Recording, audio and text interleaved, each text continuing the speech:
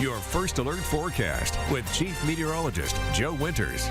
Pollen counts, yeah, they remain high as well. Got to give you the numbers. We've been looking at high pollen counts all week with our warm conditions, and indeed close to 12 all the way across the board. You're going to notice it if you're an allergy sufferer, as we again more and more blooms right now, mainly some tree pollens out there. The winds kind of carry that pollen around, and they've been strong as well, gusting up to and slightly more than 30 at times. The wind gusts still continue as we head through our evening hours. They'll diminish a bit overnight, and then tomorrow they'll pick up again. Here's a look. You can see still through 5, 6, 7 o'clock, some 25, 30-mile-an-hour gusts. There's your overnight hours, lighter winds, but boy, they pick up. Once we get that sunrise, the air starts mixing. Notice, though, all across the board, we've got a south or southwest wind. So the warm conditions certainly continue as we head through tomorrow as well. High pressure keeping us very quiet. That high remains in place. Doesn't allow anything to move through our area. Moves off toward the north. So the southerly winds you see will continue into Friday. Finally, this pattern breaks down a bit as we work our way into the weekend. But through tonight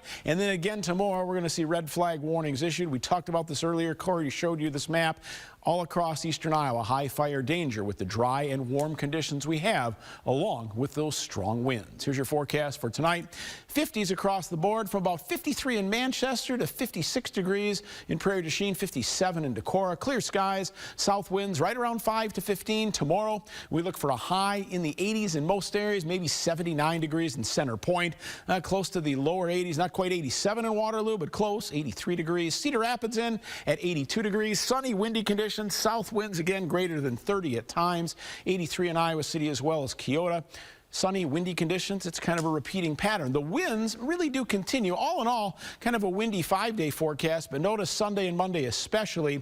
The cold front moves through Saturday. Those winds shift, and we're back down to the north and west. That's when we see the pattern change and some cooler weather moving in as we head through next week, which is actually a bit closer to normal for this time of the year. Let's take a look at that 9-day forecast, and with it, you're going to see 80s down to the 60s on Saturday. There's our chance of some showers and storms, non-severe on Saturday, but still windy conditions with that northwest wind at 20 to 30.